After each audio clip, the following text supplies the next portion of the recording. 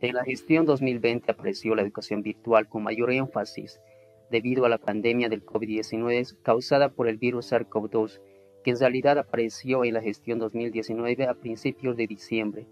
De esta manera ha continuado en la gestión 2020-2021. De esa manera apareció la educación virtual debido a la pandemia, con mayor énfasis en la gestión 2020-2021 y va a continuar todavía modernizándose. En esta oportunidad vamos a hablar sobre la educación virtual en la docencia universitaria. Vamos a definir lo que es la educación virtual.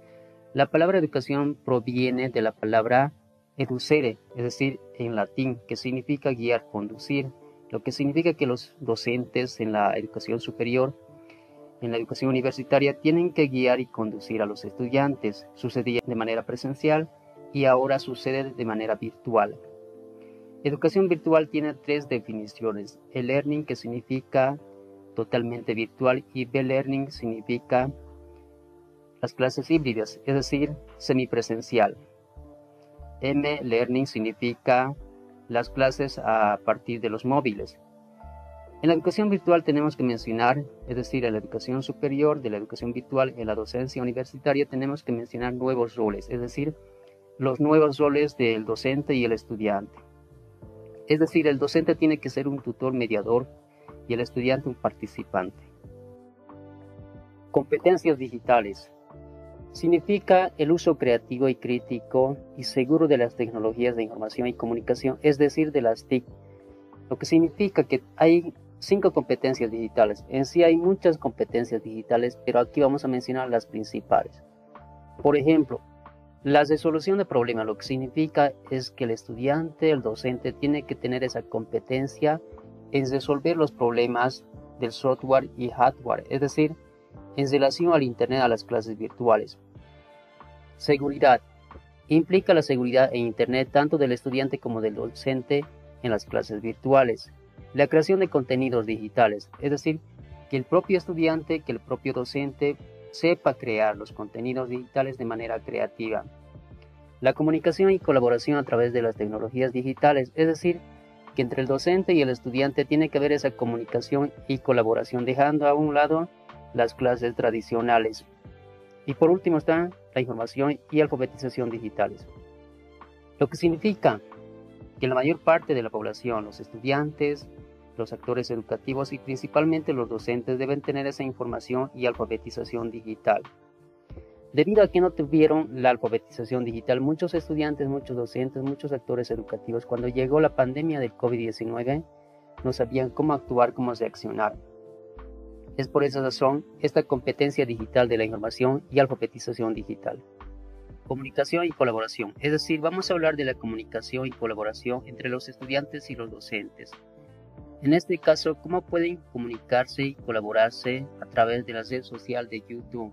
¿Cómo podemos aplicar YouTube en educación? Pero primero tenemos que definir qué es YouTube y cuáles son las características de YouTube. YouTube es un sitio web de origen estadounidense dedicado a compartir videos y sus características es crear y difundir videos. Es un canal, es un sitio web de entretenimiento.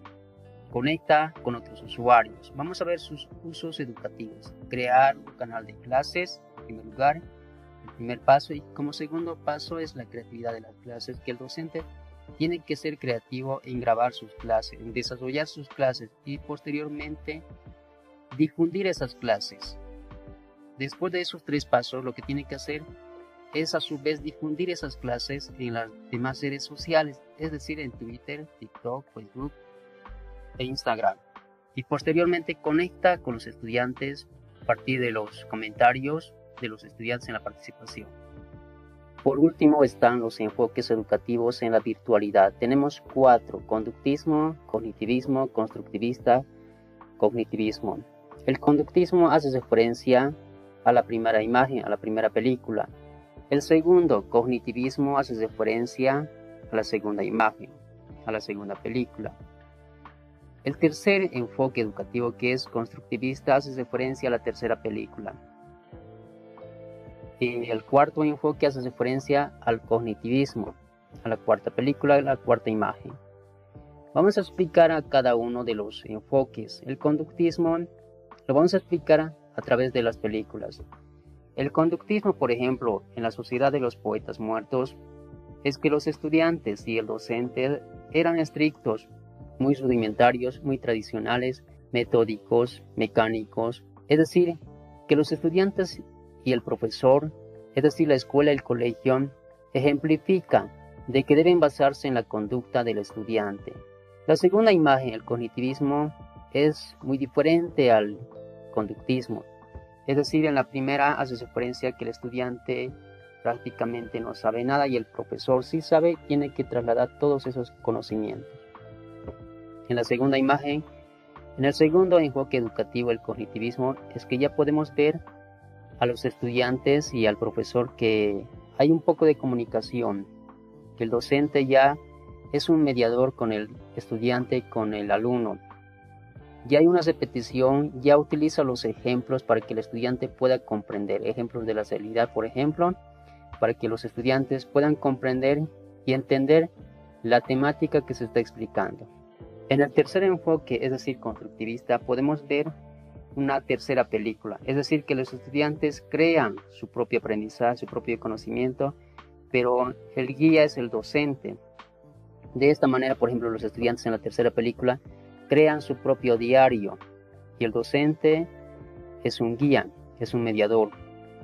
En la cuarta película, el conectivismo es que conecta a todos los estudiantes, a todos los actores educativos, a todos los que están involucrados en la educación.